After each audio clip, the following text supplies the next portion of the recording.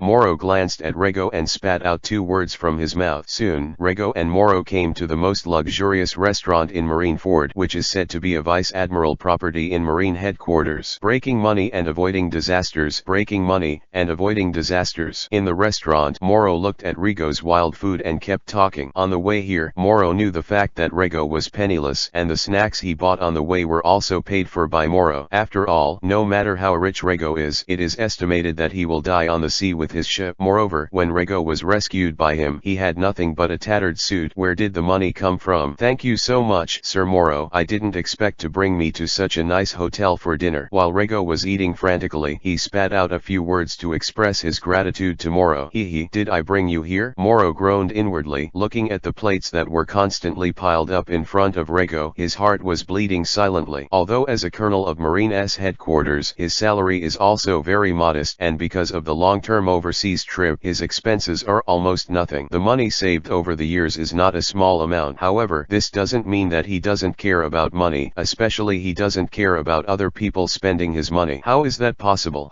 It's actually them. Just as Moro was doing nothing to watch Rego eating frantically, two people who had just entered the restaurant caught his attention. A man with short white hair, smoking a few cigars in his mouth and carrying 10 hands behind his back. Beside him was a tall, sexy beauty with long pink hair, both of whom were wearing Marine recruit uniforms. Moro did not expect to meet these two people. After hearing Moro's surprise, Urigo, who was buried in a pile of dishes, raised his head, wanting to see who made Moro exclaim. It was the two of them. Seeing the two people walking into the restaurant, Rego said silently in his heart, for these two people, Rego is also very familiar, or those who have watched One Piece/King of Pirates anime will not be unfamiliar with these two Marines. The white-haired one was undoubtedly Colonel Marine who Luffy and the others met in Logtown, the Logia Smoker. Smoker's strength is also considered to be very strong, and it is one of the more powerful bosses that Luffy encountered in the early stage. And Luffy's One Piece/King of Pirates tour would have ended in Logtown had it not been for the dragon. The other sexy beauty with pink hair is a companion who joined Marine with Smoker, Tina, the Threshold Fruit ability. It turns out that both of them are in the recruit camp now. Rego knew that Tina and Smoker were both Zephyr's disciples, but he didn't know much about when they left the recruit camp. I didn't expect him to meet these two people here. Looks like it won't be too boring in the recruit camp. Looking at the figures of the two people, Rego said in his heart, you know those two people? Seeing that Rego seemed to be interested in those two people, Moro asked, I don't know. Why, are they unusual? Hearing Moro's question, Leiji replied indifferently, after all, he is a person who has not yet entered the recruit camp. How can he show that he is very familiar with the recruit camp students? Isn't that asking for trouble? Let me tell you, those two are students of the recruit camp just like you, but they are not simple, especially the white-haired man. Having said this, Moro paused for a while before continuing. He is a Logia Devil Fruit ability, a person with admiral qualifications. For Rego, although Moro did not fully see through, he knew that Rego's future must be extraordinary. It can be seen from the past half-month that Rego's progress is really too great, and he is not human at all. But compared to those who ate the Logia Devil Fruit, in Moro's heart, Smoker had more potential. After all, the current 3 Marine admirals are all Logia Devil Fruit power bearers. Chapter 26, Enter the Recruit Camp. What's wrong with the Logia Devil Fruit Power User? Is it powerful? Rego is naturally clear about the potential of the Logia Devil Fruit, but Rego cannot show it in front of Moro. After all, he is just an ordinary person on a small island in East Blue and should not know so many secrets. In the original work, the Logia Devil Fruit person has no weak person. Even the weakest smoker became the Vice Admiral of the headquarters within 2 years after the Top War. The improvement is not big. As for Enel, the eater of Goro Goro no Mi Rumble Rumble Fruit, it can only be said that the protagonist Halo is too invincible, otherwise it would be impossible to lose to Luffy at that time. After hearing the indifference in Rego's tone, Moro spoke again. You just need to know that the white hair is not easy to mess with. Not everyone can do anything to you like me. There are too many strong men in Marine. Although Moro and Rego have only been together for half a month, and Moro seems to hate Rego very much, but deep down he has long regarded Rego as his friend. It was for this reason that he reminded Rego. After all, Rego's character is too bad, and it is very easy to offend others. If he maintains this behavior in the recruit camp, it will definitely have a great impact on his future, especially those with Logia Devil Fruit abilities like Smoker are simply the jewel in the palm of the Marine executives. Once Rego and Smoker clash, it's hard to guarantee a fair verdict from Marine executives. After all, a Marine with admiral potential could never be abandoned by Marine. Understood, I'll pay attention. After hearing Moro's words, Rego warmed his heart. He knew Moro was worried about him, but his tone still pretended not to care. Are you afraid that Rego will suffer in the Marine recruit camp? How can it be? Is Rego the kind of person who can suffer? As long as he doesn't turn the recruit camp upside down, that's fine. As for saying that he will lose money, non-existent. After a long while, Moro paid the bill with a painful expression on his face. With the painful expression on his face, even Rego couldn't bear to see it and wondered if he was being too ruthless. It's hard to grasp this degree. Judging from his appearance, it is estimated that there will be no next time. I originally thought that the water would flow, Rego thought to himself, and felt like he had suffered a big loss. Fortunately, Moro didn't have the ability to read minds. Otherwise, Moro would definitely fight Rego desperately after knowing Rego's thoughts. Even if he couldn't beat Rego, he wouldn't be able to swallow this breath. Rego's meal covered his salary for 3 years. 3 years. Thinking that he was on the boundless sea, the rain was blowing and the wind was blowing, and sometimes he had to work hard. Is it easy for him? Money is an external thing. Along the way, Moro has been muttering this sentence in a low voice, and he is trying very hard to suppress the anger in his heart. Okay, here we are. Suddenly, Moro stopped in front of a tall building where Marine managed information. People like Rego who have not yet joined Marine must be registered here before they can truly become a Marine. Then, Rego can join Marineford's recruit training camp. This is a procedure that must be followed. Even if Rego is approved by GARP, there is no way to omit this step. After all, Marine needs to verify the identity of everyone who joins Marine, and no one wants to spend a lot of time on their own to train the enemy to be strong. Okay, it's finally over. It took more than an hour for Rego to provide the information the staff needed. They should have an identity check after that. Rego thought silently in his heart. Of course, Rego didn't care much about the identity review. After all, his identity was very clean and there would be no problems. Okay, since things are over here, let's go to the recruit training camp. Moro, who had been with Rego all the time, took Rego to the next location after seeing the completion of the matter. Marine recruit training camp. There is no doubt that the Marine recruit training camp has a very high status in Marine. After all, it is the cradle of Marine's strong. For example, the current 3 Marine Admiral, all from the Marine recruit training camp. One can imagine the status of the Marine recruit battalion in Marine. Is it here? Led by Moro, Rego came to a place very far from the center of Marineford. This is the recruit camp. Looking at the surrounding environment, Rego asked in disbelief. He didn't expect Marine to put the recruit camp in such an inaccessible place, with no one around except trees and trees, grass and grass. Surprised. Looking at Rego's surprised expression, Moro said casually, "Actually, I had the same expression as you when I first came here, but for training recruit, a quieter place is good." Moro looked at the building in front of him and felt very emotional. He also came out of the recruit camp. It's just that he was not so good at that time, and after struggling for more than 10 years, he became a colonel. It's a far cry from those who were so good at the same time. Well, it's okay to be quiet when you come. There's nothing wrong with being quiet. Saying that, Rego also followed Moro into the military camp. Please show your ID. At the door, they were stopped by guards. Recruit camp is very strict. Generally speaking, ordinary Marines are not allowed to come here unless there are special circumstances. Wait a minute, someone will pick us up soon. Moro said to the 2 guards that he knew he was not qualified to come here by virtue of his rank of colonel. Not long after, a middle-aged man in a Marine suit with a justice cloak came over. Muying Vice Admiral. Looking at the approaching people, the two guards hurriedly saluted the approaching people, and Mora immediately bowed to the person who came, and then said, "Teacher, why did you come in person?" When Moro entered the recruit camp, Muying Vice Admiral was his instructor, and they had a very close relationship. He even said that he almost became a direct disciple of Muying Vice Admiral. "I heard from Garp that there is a good seedling, so I came to see it. I have nothing to do anyway," that Vice Admiral said, with a hint of sharpness in his voice. Obviously, this Vice Admiral should be a swordsman. In this way, Rego and Moro entered the recruit camp under the leadership of Muying Vice Admiral. Afterwards, Rego, who signed up, assigned dormitories, and received clothes, was all done under the guidance of Moro. Then best of luck. Recruit camp. Moro was about to leave. Chapter 27 Sengoku. Marine Headquarters, Marineford. Office of Marine Marshal Sengoku. Sengoku sat quietly in his seat, and beside him was a goat, occasionally opening his mouth to eat the documents Sengoku handed over. "Sengoku, I'm back." Just as Sengoku was thinking about things, a breathless voice came from outside the door. Without a doubt, this is Garp's voice. At Marine Headquarters, Garp is the one who can talk to Sengoku like that. Even the current 3 Admiral, although they have outstanding personalities, still have the necessary respect for him as a marshal. "Is your grandson dealt with?" Looking at Garp, who started eating senbei as soon as he entered his office, Sengoku asked helplessly. As a companion for many years, Sengoku, who is also Marshal Marine, naturally knows what Garp is going to do this time. "It's done. Besides, when I came back this time, I also found a good seedling." Garp seemed very casual to Sengoku's questioning. "What seedlings?" After hearing Garp's words, Sengoku moved a little. You must know that although Garp seems to be very loose on weekdays, Garp's vision is very high, and it is impossible for ordinary people to be seen by him. Moreover, in the years when the era of the great pirates began, as Marshal Marine, he obviously felt a lot of pressure. There are too many pirates in this era, and they are too rampant, and they simply don't take their marines seriously. It's just that he, who has always upheld justice, can't accept it. It's just that although Marine's strength has grown rapidly in recent years, it is indeed far worse than the growth of pirates. Therefore, every good seedling with great potential deserves the attention of Marshal Marine, not to mention that this person was personally recommended by Garp. You know, after he and Garp became Marine generals, Garp hardly recommended anyone. After all, for Garp, who has the strength of Marine Admiral, there are too few people who can be admired by him. 13 years old, Colonel Marine strength. After knowing Rigo's age, Garp was also very surprised to know that even Rob Lucci, known as the CP9, the strongest and most ruthless killing machine in history, is only as strong as a colonel, or even worse than a colonel. And Rob Lucci is just 13 years old. As a companion for many years, Sengoku has always believed in Garp's words. However, what Garp said about Rigo's strength was simply too surprising. Could this guy really be compared to that Rob Lucci? Sengoku thought secretly in his heart. There is no doubt that Rob Lucci's appearance has shown Marine the strength of the world government. If there is a strong man of the same age as Rob Lucci on Marine's side, his face as Marshal of Marine will also be bright. Garp. Just when Sengoku wanted to continue asking Garp something, Garp fell asleep. Looking at the huge bubble at the corner of Garp's mouth, Sengoku felt a little helpless. He is too familiar with the temperament of his old friend. Even if he is the Marine Marshal, he has nothing to do with Garp. Rego, as they said, is now quietly staying in the dormitory of the Marine recruit camp. It turns out that there is also an elite battalion in the Marine recruit camp. Thinking of the information Moro told him when he left, Rego felt a little helpless. He originally thought that he would be able to meet Smoker and Tina soon, but what he didn't expect was that he was only in the ordinary Marine recruit battalion, and both of them were in the elite battalion of the Marine recruit camp. Marines in these elite camps will not train with normal recruit. Moreover, although Zephyr is the nominal head coach of the Marine recruit camp, he only teaches the students in the elite camp in person. As for the ordinary recruit camp, other Marine generals are naturally used as the instructors. For example, the Marine Vice Admiral Muying that Rego saw today. He is also one of the instructors of the Marine recruit camp. According to Moro, only recruits who enter Marine's elite battalion can be assigned to various places as officers after graduation. The ordinary Marine recruit battalion will be sent to the place where it is needed as an ordinary Marine after graduation, and will serve as an ordinary soldier. It can be said that although the elite battalion and the recruit battalion both train Marine recruit, the treatment is really different, and they are not on the same level at all. You must know that Marine who graduated from the Marine elite camp will at least be Major Marine when he graduates. Also, Marine Rokushiki and Haki, whom Rego most desires, will not be taught at recruit camp. Only after entering the elite camp will they be taught. It's so troublesome. Thinking of how troublesome it was to learn from Marine Rokushiki and Haki, Rego was a little frustrated for a while, but soon Rego put these things on the back of his mind. After all, he is a man with a system. Strength or something is not just a wave of your hand. The next day, Rego attended Marine Recruit's training. I don't know if it was a coincidence or intentional, but Rego's instructor happened to be the Marine Vice Admiral who came to pick him up and Moro yesterday, Mu Ying. However, for Rego, no matter who the instructor is, he doesn't care. What a boring workout. Rego, who was hiding in the large army, was a little helpless. He didn't expect Marine to train Recruit to train those kids with him, and he didn't have any technical content. I don't know what happened to the 3 Barak brothers and those kids. On the way of running, Rego thought to himself that it had been more than a month since he left the cottage, and the cottage should have changed a lot. This is the person you recommended to me. There's nothing special about it. In the distance, a man with short purple hair spoke to Garb. He is Zephyr, the chief instructor of Marine Recruit Battalion, Marine Admiral with the title of Don't Kill. And Garp was standing beside him, holding a bag of senbei and eating intoxicated. Garp spoke after hearing Zephyr's words. Anyway, I told you, and I don't care what you want to do. I'm going to see. With that, Garp left. Really? A faint sigh. Then Zephyr looked at Rego, who was running listlessly in the distance. This kind of practice really has no effect on him. Looking at Rego's expression, Zephyr knew that the training intensity of ordinary recruit battalions had no effect on Rego. However, he was not sure how strong Rego was. After all, he had never seen Rego take a shot. Hope it won't disappoint me. After a while, Zephyr also left. After all, in his daily training he couldn't see anything from Rego. Chapter 28 Rumors of the Recruit Camp. Do you know that person was sent to the recruit camp by Garp Vice Admiral? It is said that Mu Ying Vice Admiral personally came to pick him up when he came, with a great background. Really? He has so much energy. Could he be Garp Vice Admiral's illegitimate child? No, he is obviously Garp Vice Admiral's disciple. Rego, who had finished training, was on his way to the cafeteria. It was just the words that came from his ears that made him feel very uncomfortable, and he had the urge to explode. I don't know why. There are more and more rumors about him in the recruit camp these days, and the direction of the rumors is varied. Some say he is Garp's illegitimate son, some say that he is Garp's grandson, and some say that he is Garp's disciple. For these rumors, Rego just wanted to say, MMP, I really have nothing to do with Garp, but he is not the kind of person who is willing to explain to others. What's more, he is very clear that even if he clarify himself, he can make others believe. He is relatively clear about the thoughts of most people. However, Rego already has a way to deal with this matter, and he will leave some deep impressions on these lovely recruits. Rego will let them know what the fear of being dominated is. For the recruit camp, the most important thing is the annual competition. In the contest, the recruit battalion will decide the 3 strongest recruits, and these recruits will join the elite battalion of the former Marine Admiral Zephyr as an instructor after the contest. This is a very rare opportunity. It is even said that for the vast majority of recruits, if they have the opportunity to join the elite camp led by Zephyr during the recruitment period, their resumes seem to be plated with a layer of 18K pure gold. Will go a lot better. You must know that the number of elite camps has been strictly controlled at 30 people, only more or less. It is even said that if the recruit determined by the tournament cannot be recognized by Zephyr, they will be beaten back to the recruit camp again, thus losing the precious opportunity to join the elite camp. For ordinary Marines, as long as they can join the elite battalion, their starting point will be a lot higher than that of the ordinary recruit battalion. Moreover, every Marine who enters the elite camp will receive Marine Roku Shiki and Haki personally taught by Zephyr, which is a very rare opportunity. In this world, as long as there is strength, other things will follow. But if you don't have strength, the other things you have will fade away. But it is too difficult to join the elite camp. If it is a powerful devil fruit ability, they may be able to join easily with their own fruit ability. But for ordinary recruit, they have only one way to go, and that is through the Marine Recruit Camp's annual competition. As long as they can get a place in the competition, they may be valued by some Marine generals even if they don't get the opportunity to join the elite camp. From there to the pinnacle of life. Moreover, in the years when Zephyr was in charge of the Marine elite camp, every Marine who graduated from the elite camp would soon become a rear admiral of the Marine headquarters, or even higher. For the helpless Marine recruit, this is simply an unparalleled temptation that no one can resist. Marine Recruit Camp. Rego was eating lunch quietly. I have to say that the cafeteria of Marine Recruit Camp is still very good. At least the quality of the food is not a little bit higher than that of Garp's ship. Although not comparable to the most luxurious restaurant in Marineford, it is also very commendable. A bowl of broth, a plate of sea animal meat, and a large bowl of rice. This is what Rego needs on a weekday. After Rego's strength increased rapidly, his appetite continued to increase, and even the food he was eating now was not his limit. After all, the training in the Marine Recruit Camp was too easy for him, and and there was not much consumption at all. Naturally, he would not feel very hungry after training. What a big appetite. Is this man a pig? How can he eat so much? It is said that this is the disciple of the legendary Garp. After seeing the food that Rego had beaten, the other sailors naturally turned their attention to Rego. After all, the pile of food on the table looked too incongruous compared to Regona's still undeveloped body. When they first saw Rego, most people would doubt that such a thin body can really swallow so much food. In the Marine recruit camp, there is not no Marine who can eat, but the physique of those people is completely beyond the level of normal people, so their food intake is naturally easily accepted by others. Are you Rego? Suddenly, a Marine sat opposite Rego and spoke with a hint of curiosity in his voice. Compared to Rego, this Marine's physique is very sturdy. His height is 2 meters 3 or 4, and he is full of tendons. Look, Budalen has passed. Some Marines who were eating in the cafeteria saw that Budalen, who was ranked in the recruit camp, actually sat opposite Rego, and the heart of gossip suddenly burst out. Yes, I'm Rego. Is there something wrong? Although he didn't know what the man wanted to do, Rego seemed very calm. During this period of training, Rego had already figured out the strength of the entire Marine recruit battalion. He knew very well that the Marines in the Marine recruit battalion were simply not qualified to be on a par with him. It's not that he looks down on other people. The main reason is that the strength gap between them is really big. Therefore, no matter what the Marine in front of him wants to do, it will not have any effect on him. That's right, I heard that you know Garp Vice Admiral. Is that true? When the man said Garp Vice Admiral, there was obvious shyness in his voice, and his face even turned a little red. Could it be that I met a star chaser? Looking at the changes in the Marine in front of him, Rego immediately thought of star chasing. The main reason is that the change in the man in front of him is too obvious, and Rego can't help thinking in this direction. Well, it's true, we know each other. Although Rego was very dissatisfied with those who spread his relationship with Garp in the recruit camp, he would not deny that he and Garp knew each other. After all, this kind of thing is really not that important. Just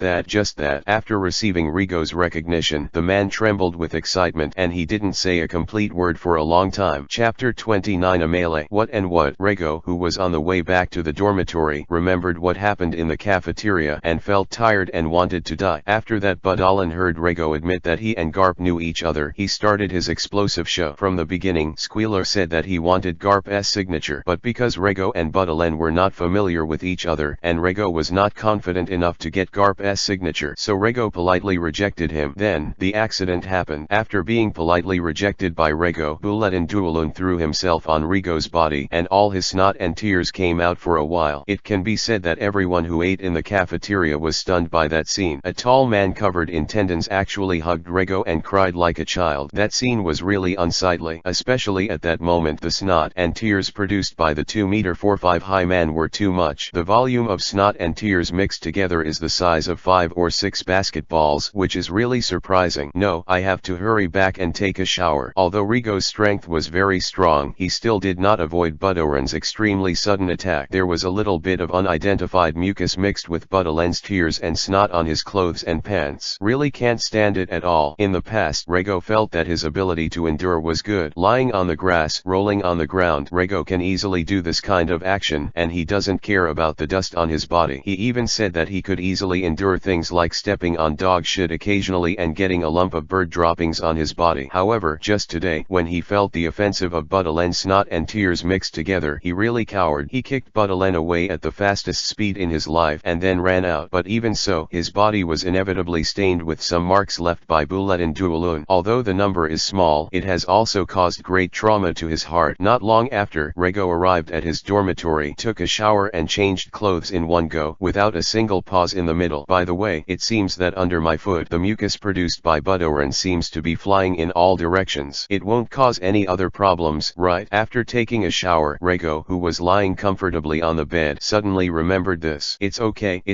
At most it's not a big deal. It's not a big deal. Rego is still very clear about the strength of Marine students who eat in the cafeteria, and there will definitely be a large number of people who can't escape the unknown liquid that suddenly hits. Rego felt an inexplicable sense of happiness when he thought that some people shared the liquid with him. Is this situation even one of the legendary 4 irons sharing the dirty together? Just when Rego was lying on the bed thinking about these messy things, the cafeteria had already exploded. Most of the students who were attacked by the unknown liquid, after seeing Rego leaving, pointed their finger at Budalen, the producer of the liquid, and wanted to ask for some explanation. After all, they really can be regarded as people sit at home, and disasters come come from heaven. Some practitioners really couldn't accept this kind of unwarranted disaster, especially those practitioners who opened their mouths when they saw Budulun producing liquid. They really got special care. Obviously, in this case, even if the recruit camp has regulations prohibiting fighting, it can't stop the students who are about to fall into madness. A scuffle started in the cafeteria. Any trace of sparks falling on the dry wood will cause a big fire. After seeing the scene out of control, some students who had nothing to do with this matter also began to join in, as if finding an oasis in the desert. Taking advantage of this rare opportunity, every student began to take revenge and revenge for revenge. Therefore, a campaign with the largest recruit battalion, the largest number of participants, and the worst impact occurred under such circumstances. At this time, the protagonist of our incident, Rego Ball, was comfortably sleeping in the dormitory, unaware of what was happening outside. After the instructors from the recruit camp arrived one after another, the riot in the cafeteria was finally suppressed. Subsequently, the instructor of the recruit camp began to discuss the handling of this matter. There is no doubt that such a bad influence must be dealt with seriously. However, due to the large number of participants, the opinions of the instructors of the recruit camp are always inconsistent, and it is difficult to come up with a disciplinary method that is convincing to everyone. After all, these students in the recruit camp are the hopes of foreign students and cannot be dealt with casually. Let's get this year's tournament ahead of schedule and send all these students to the island of Haranat, where their tournament will be held. Suddenly, a strong middle-aged man with purple hair came over and said, and after other instructors heard this voice, they also stopped arguing. He is the person in charge of the trainee recruit camp, the trainees' chief instructor, and the trainees' predecessor, Admiral Zephyr. Is Black Rona too dangerous? After hearing Zephyr's words, some instructors disagreed. The role of the competition has always been to provide talents for the elite camps of the students. Each competition will be discussed several times before it is held to ensure the fairness and justice of the competition and the safety of the students. Therefore, the preparation time for the competition is also very long, and there is no precedent for making hasty decisions. Besides, what place is Haranat Island? It is too dangerous for the students. Once an accident occurs, it is likely to cause greater casualties, which is something that all instructors are unwilling to see. I have discussed the rules of this tournament with Marshal Sengoku, and some preliminary preparations have already begun. So, after 3 days, the tournament can be officially held. As for the safety issue, we will try our best to ensure the safety of the students, but there will definitely be accidents. If you are afraid, the students can apply to give up participating in this competition. For the instructor's questions, Zephyr made a very detailed answer. He knew that there would definitely be some instructors who were dissatisfied with the location of this tournament, but it was decided after he discussed it with Marshal Sengoku, and there was no possibility of changing it. Yes. After hearing Zephyr's words, the instructors kept silent in unison. It was obvious that Zephyr was only here to inform them, not to ask him for a room. Okay, that's it. You go back and tell the trainees that they will meet at the dock in 3 days, and the training will be stopped for 3 days to give them a time to prepare and decide. After saying this, Zephyr left. The other instructors also scattered after seeing each other. Chapter 30. Landing on the island. 3 days later, on Marineford's pier, the Marine Recruit Battalion cadets stood in several square formations. Outside the dock are several large marine warships standing quietly there. There is no doubt that the students of the Marine Recruit Battalion will use these warships to go to the location of the competition, Haranat Island. Haranat Island is an island not far from Marineford. According to legend, the Black Rona Island has a large number of beasts and is very dangerous. For those without strength, the island is a forbidden area, and there are desperate situations everywhere. Even a trained marine could hardly take advantage of the beasts on this island. It is also for this reason that most marine recruit instructors do not agree with the location of this competition. Marine students are facing those beasts. They will be injured or even killed if they are not careful. Even if the instructors have been paying attention to the students, it is difficult to ensure the safety of the students. But under the unanimous opinion of Sengoku and Zephyr, their opinions were not taken seriously at all. After all, Sengoku is the Marine Marshal and Zephyr is the head coach of the Marine Recruit Battalion. No one can refute what the two of them have decided. As time passed, the Marine students standing by the pier became impatient. Why haven't you boarded the boat yet? Did something happen? Voices of discussion began to spread in the Marine students' phalanx, and after Rego heard these voices, only Vivi's eyes opened, took a look in the phalanx and closed them again. Rego didn't like the noisy sounds in the square, and in this case, he thought it was okay to wait quietly. There is too much nonsense in the team, which also shows that the patience of most of the students is really poor. Rego, who has been a hunter for several years, has never lacked patience. Every good hunter has enough patience when facing prey. The instructors are here. Suddenly a voice made people turn their eyes to the front of the phalanx. A group of Marine generals wearing justice cloaks walked towards the pier, followed by a group of Marine officers, most of whom were assistants of Marine generals. From the front, the two people in the middle are the most eye-catching. One of them is naturally the chief instructor of the Marine Recruit Battalion, Marine's former Admiral Zephyr, and the other's identity is even more shining. He has curly black hair, a white striped suit, sunglasses, and a tall, thin build. He is the active admiral of the Marine headquarters, the Logialant Glint Fruit ability, Borsellino, codenamed Kizaru. Mr. Zephyr, the determination of Marine Recruit this year is not very good. When there was still some distance from the dock, Kizaru spoke to Zephyr. With his amazing strength, although there is still some distance from the dock, the voices of the Marine students in the phalanx have already reached his ears. What kind of determination can a group of children who have not experienced any wars have? After hearing Kizaru's words, Zephyr spoke. From his words, it was obvious that he was partial to these students and dissatisfied with their behavior. Kizaru's words made him lose some face, but he was still very protective of these students. The teacher is right. It just looks like I'm going to be in trouble these days. After all, who knows how much trouble a group of Marines who don't follow the rules will cause. Kizaru spoke again. Kizaru, who is Marine Admiral, doesn't have any spare time to come here to see these Marine students. He came here with a mission. Because the danger level of Haranat Island is too great, Marine naturally needs a strong and fast person to support some students who are in danger, and Kizaru of the Glint Fruit ability is the most suitable, and Kizaru just returned to Marine Fort just after completing the task. Naturally, this task call fell on his head. After all, the students of the Marine Recruit Camp are an indispensable new force in Marine, so it is not a waste to let Kizaru, the Admiral of the Marine headquarters, spend a few days to protect some of these young students. At this time, Kizaru and Zephyr had also reached the front of the Marine Recruit Battalion. With no extra prologue or anything, Kizaru and Zephyr went straight onto a warship. Then, the cadets of the Recruit Battalion, led by some Marine generals, began to walk on the Marine warships moored at the pier. In the past 3 days, Rego has clearly understood the rules of this competition. Moreover, he also has a little understanding of the reason for the advance of this tournament. He really did not expect that his kick actually caused the Marine Recruit Battalion to break out the largest battle in history. This is really surprising. Although Haranat Island was the venue for the competition, the Marine students were not allowed to fight with each other when they first landed on the island. The period immediately after landing on the island is a time to disperse the students. Only after the academy is sufficiently dispersed will the competition begin. During this time, every Marine student needs to find a good place to hide and wait for news from the instructors. Usually 3 to 4 hours after the Marine students log in to the island of Haranat, they will become the most dispersed, and then the instructors will announce the official start of the tournament. Only after the competition officially started, the students could start to attack each other and decide the 3 students who finally won. Every Marine student has something similar to an identity certificate. Once he is defeated by other students